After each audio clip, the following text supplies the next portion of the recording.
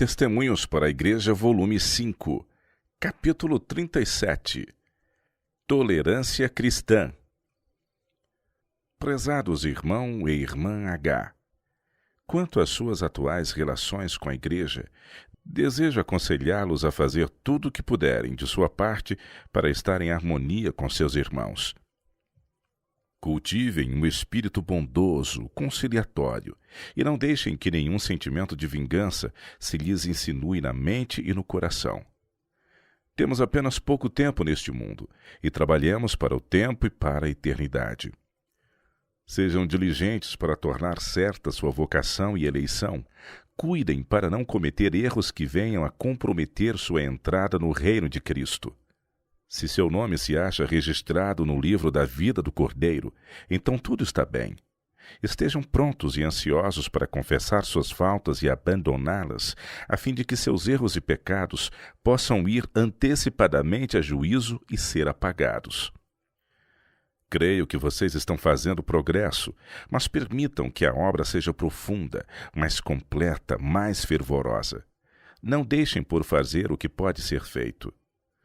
Andem em humildade com Deus, ponham em ordem seu coração.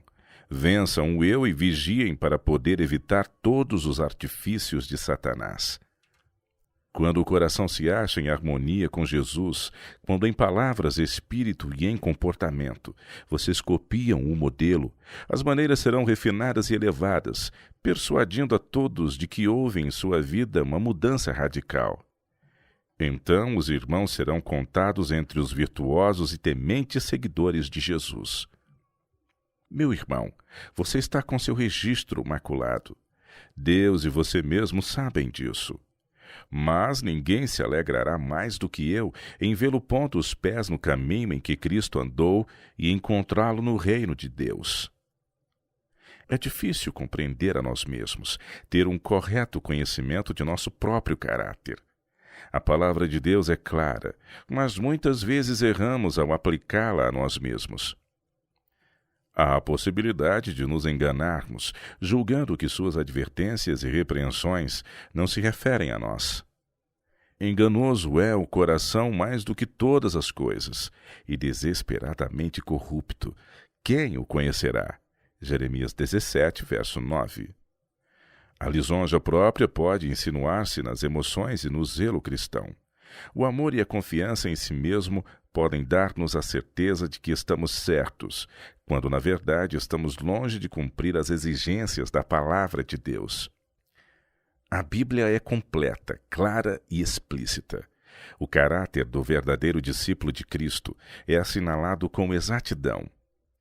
Temos de estudar as Escrituras com coração humilde, tremendo ante a palavra de Deus, se não desejarmos ser de modo algum enganados com respeito a nosso verdadeiro caráter. Precisa haver perseverantes esforços para vencer o egoísmo e a confiança própria. O exame próprio precisa ser completo para evitar todo o perigo de engano. Um breve polimento do eu em ocasiões especiais não é suficiente. Tem de haver um exame diário do fundamento de nossa esperança e para ver se você realmente permanece no amor de Cristo. Trate fielmente com o próprio coração, pois você não pode correr qualquer risco aqui. Considere o custo de ser um cristão sincero e então revista-se da armadura. Estude o modelo, olhe para Jesus e seja como ele. Sua paz mental, sua esperança de eterna salvação dependem da fidelidade dessa obra. Como cristãos, somos menos cuidadosos no exame de nós mesmos do que em qualquer outra coisa. E não admira, então, de que façamos pouco progresso em entender o eu. Estou lhe escrevendo estas coisas porque desejo que você seja salvo. Não pretendo desanimá-lo, mas insistir com o irmão para que faça esforços mais diligentes e vigorosos. O amor próprio procurará instigá-lo a fazer uma obra superficial no exame de si mesmo, mas não permita que alguma falsa confiança o engane com respeito à vida eterna. Não se fundamente nos erros dos outros, mas decida entre Deus e o próprio coração a importante questão sobre onde firmar seu destino eterno. Pois o homem vê o que está diante dos olhos, porém o Senhor olha para o coração. 1 Samuel 16, verso 7. O coração humano, com suas emoções conflitantes de alegria e pesar, o transviado e caprichoso coração, que é a habitação de tanta impureza e falsidade. Deus conhece seus motivos, reais intenções e propósitos. Dirija-se a Ele com o espírito todo maculado como está. Como o salmista, abra os recantos do coração ao olhar onisciente de Deus, exclamando: sonda-me, ó Deus, e conhece o meu coração. Prova-me e conhece os meus pensamentos. E vê se há em mim algum caminho mau e guia-me pelo caminho eterno. Salmos 139, versos de 23 a 24. Submeta-lhe o coração para ser refinado e purificado.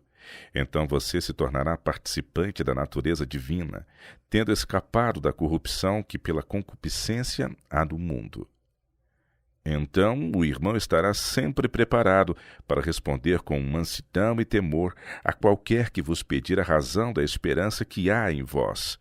1 Pedro, capítulo 3, verso 15. A paz de Cristo será sua, e seu nome permanecerá registrado no livro da vida. Seu título, a herança celestial, trará a chancela real, a qual ninguém sobre a terra ousará questionar. Ninguém poderá barrar-lhe a entrada pelos portais da cidade de Deus, e o irmão terá livre acesso à presença real e ao templo de Deus. Umas poucas palavras mais me impressionam a mente. Gostaria que você estivesse unido à igreja, não porque vejo todos os membros da igreja como perfeitos, nem porque acho que você também o seja. Deus possui na igreja filhos preciosos. Há também homens e mulheres que são como o joio em meio ao trigo. Mas o Senhor não lhe delegou, ou a quem quer que seja, a função de dizer quem é joio e quem é trigo. Podemos perceber e condenar as faltas alheias, enquanto temos maiores falhas que nunca detectamos, mas que são distintamente identificadas por outros.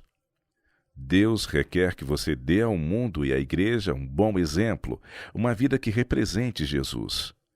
Há deveres a serem cumpridos e responsabilidades a assumir. O mundo não tem suficientes verdadeiros cristãos. A igreja necessita deles e a sociedade não pode dispensá-los. A oração de Cristo por seus discípulos foi: não peço que os tires do mundo, mas que os livres do mal. João 17, verso 15. Jesus sabe que estamos no mundo expostos às suas tentações, mas Ele nos ama e nos dará graça para triunfar sobre suas corruptoras influências. Cristo deseja que sejamos perfeitos em caráter e que nossa obstinação não ocasione deformidade moral em outros. Você percebe que seus irmãos não se aproximam do padrão bíblico, que há defeitos neles e insiste nessas imperfeições. Então se supre deles em vez de abastecer-se de Cristo e pelo contemplar transforma-se segundo a mesma imagem. Não critique a ninguém, não procure contrastar sua reta conduta com as deficiências alheias. Você pode cair em perigo de querer corrigir outros e fazê-los sentir os próprios erros. Não faça isso. Essa não é a obra que Deus lhe deu. Ele não o tornou o reformador da igreja. Há muitas coisas que você vê sob a luz da Bíblia. Mas, embora você possa estar certo em alguns pontos, não dê a impressão de que suas posições estão sempre corretas, pois, sob muitos pontos de vista, suas ideias são distorcidas e não suportariam crítica. Não procure exaltar a si mesmo, mas aprenda na escola de Cristo a mansidão e a humildade de coração. Você sabe bem como era o caráter de Pedro e quão notavelmente seus traços peculiares se desenvolveram. Antes de sua grande queda, ele era sempre ousado e ditatorial, falando inadvertidamente segundo o impulso do momento. Ele estava sempre pronto para corrigir os outros e expressar os próprios pensamentos, antes de ter uma clara compreensão de si mesmo ou do que deveria dizer. Mas ele se converteu, e o Pedro convertido era diferente do irrefletido e impulsivo Pedro. Conquanto conservando seu primitivo fervor, a graça de Cristo ajustou o seu zelo. Em lugar de ser impetuoso, autoconfiante e presunçoso, era agora calmo, ponderado e dócil. Então podia apacentar os cordeiros e as ovelhas do rebanho de Cristo. Você, meu irmão, tem uma grande obra a fazer por si mesmo, dia após dia. Precisa fazer constantes esforços para refrear o mau temperamento e as perversas propensões. Esses têm evoluído com seu crescimento e somente Jesus pode fortalecê-lo plenamente para vencê-los. O irmão deveria examinar-se como um servo de Cristo e buscar ser semelhante a ele no caráter. Tente ser agradável aos outros. Nas relações comerciais, seja cortês, bondoso e paciente, mostrando a mansidão de Jesus. Que esse espírito o controle. Você está ligado com a humanidade e precisa ser paciente, amável e compassivo. Tem de cultivar a amabilidade e subjugar o egoísmo. Pergunte-se: o que posso fazer para beneficiar os outros? Se o seu coração estiver ansioso por fazer o bem, mesmo com desconforto para si mesmo, você terá a aprovação de Deus. O amor, erguido acima do domínio da paixão e do impulso, torna-se espiritualizado e se revela em palavras e atos. O cristão tem de ter uma ternura e amor santificados, em que não haja impaciência ou irritação. As maneiras ásperas, rudes, têm de ser abrandadas pela graça de Cristo. Ó, meu irmão, minha irmã, eduquem-se na escola de Cristo. Que cesse o espírito de controvérsia, tanto no lar quanto na igreja. Que seu coração se dilate em amor pelo povo de Deus. Corações cheios do amor de Cristo nunca podem estar em desarmonia. Religião é amor, e o lar cristão é aquele onde o amor reina e encontra expressão em palavras e atos de solícita bondade e gentil cortesia. Não se permitam pronunciar palavras ásperas. Que o culto familiar seja agradável e interessante. Seja um cavalheiro cristão, meu irmão, pois os mesmos princípios que caracterizam a vida no lar devem ser transportados para a igreja. Uma falta de cortesia, um momento de petulância, uma única palavra áspera e refletida, manchar-lhes-á a reputação e poderá cerrar de tal modo a porta de corações que nunca mais sejam alcançados.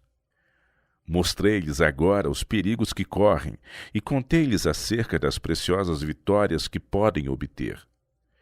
Nunca veremos o reino do céu a menos que tenhamos a mente e o Espírito de Cristo.